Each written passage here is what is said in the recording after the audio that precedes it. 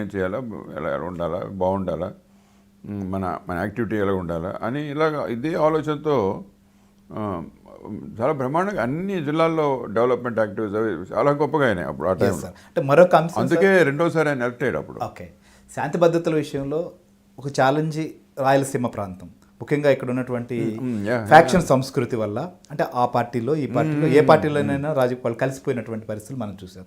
So factionism పైన చంద్రబాబు నాయుడు గారి దృష్టి ఎట్లా ఉండేది, దాన్ని కంట్రోల్ చేసేదానికి ఎలాంటి ప్రయత్నాలు జరిగాయి? అంటే ఫ్యాక్షన్ కూడా ఆయన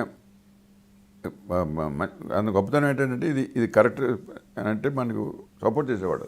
బేసిక్గా అది ఆ సపోర్ట్ ఒకటి వచ్చేది. ఎంతోమంది ఎస్పీలు వాళ్ళు చాలా గట్టిగా చేసేవాళ్ళు ఫ్యాక్షన్. సో ఈయన పార్టీ వాళ్ళు ఊరుకోరు కదా. అవును, అదే వాడిని తీసేయాలనేవాడు, లేకపోతే ఒక లేడీ ఉంటే ఆవిడ తీసేయాలనేవాడు. ఈయన కూడా పొలిటికల్ ప్రెషర్స్ కొన్ని ఉంటాయి కదా, మరి ఆయన పూర్తిగా ఇగ్నోర్ చేయలేడు కదా.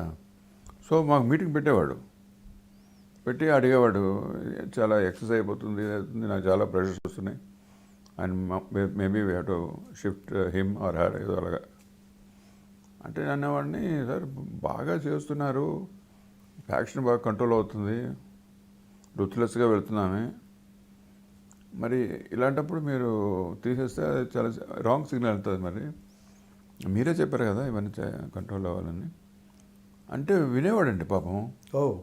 వినేవాడు. అంటే మీరు ముఖ్యమంత్రి చంద్రబాబు నాయుడు గారికి చెప్పేవారా ఇది ఇలా చేస్తే బాగుంటుంది? మీటింగ్స్లో చెప్పేవాళ్ళం, మీటింగ్ చెప్పేవాళ్ళం మేము.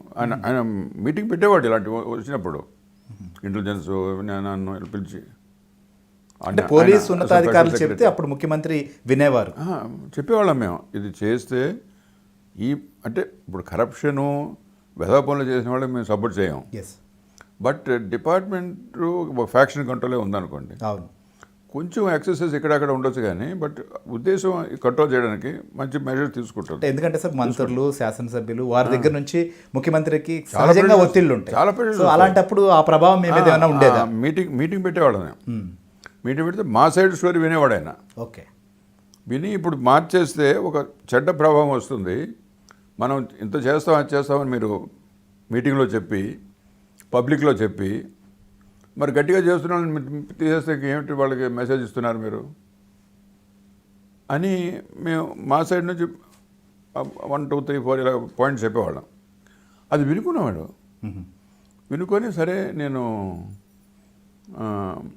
మా వాళ్ళు చెప్తాలండి అనేవాడు.